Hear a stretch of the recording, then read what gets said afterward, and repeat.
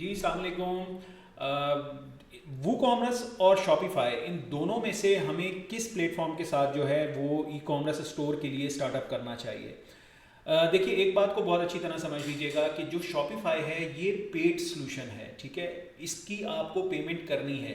Initially बेशक आप $1 दे रहे हैं, $1 आपका 3 मंथ्स तक आई थिंक उनका कोई पैकेज चल रहा है और डिस्काउंट भी उनका वो एक तरह से ऑफर है, बट ये कब ख़त्म हो जाएगा इसके बारे में कुछ कहा नहीं जा सकता। इनिशियली बहरहाल ये एक ऐसी ऑफर है कि जिसमें एक अट्रैक्शन है, लोग जो है वो बड़ी जल्दी जो है वो इस तरफ जा रहे हैं और स्विच ओवर कर रहे हैं, वो कॉमर्स को छोड़कर जो है वो शॉपिफाई प्लेटफॉर्म्स के ऊपर जा रहे हैं। बट ये याद रखिएगा कि जब आपके 3 मंथ्स पूरे होते हैं और आपका एक आइडिया, बिजनेस आइडिया मिच्योर होने की तरफ जा रहा होता है 90 डेज़ के अंदर, तो देन उसके फौरी तौर बाद जो है वो आपको जो $25 है वो आपने उस प्लेटफॉर्म के पे करने हैं।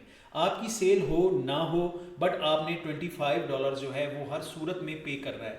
तो अगर तो आप ये समझते हैं कि यार मैं 90 डेज़ के अंदर अंदर अपने बिजनेस को उस लेवल तक ले जाऊंगा कि मेरी जो कॉस्ट है, जो मेरा एक्सपेंस है, जो $25 मैंने सब्सक्रिप्शन पे करनी है शॉपिफाई को, वो मुझे रिटर्न हो जाएगी, तो then you must go for the Shopify system. Otherwise जो सिनेरियो है वो ये कि आपके लिए सबसे बेस्ट सोल्यूशन ये है कि आप वो कॉमर्स के साथ जो है वो अपना लोकल या इंटरनेशनल बिजनेस जो है वो लॉन्च करें। देखिए, वो कॉमर्स जो है ये फ्री प्लगइन है वर्डप्रेस का, और इसमें कोई आपको सब्सक्रिप्शन पे नहीं करनी, कोई आपको मंथली बेसिस पे चार्जेस पे नहीं करने। और दूसरी बात ये कि ज़ाहिर है आपके पास एक वो कॉमर्स की थीम्स का एक बहुत बड़ा जो है बड़ी लाइब्रेरी जो है वो आपके पास अवेलेबल होती है, तो देन आप उसके साथ भी जो है वो कंटिन्यू कर सकते हैं।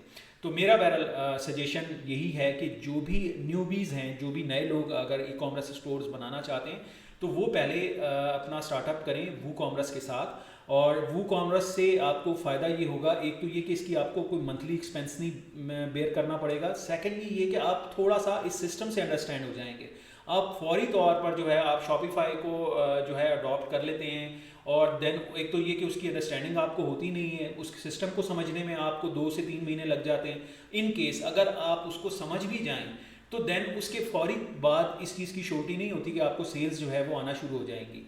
तो इसलिए मेरा मशवरा ये है कि आप जो है वो कॉमर्स सिस्टम्स को जो है उसको कंटिन्यू करें।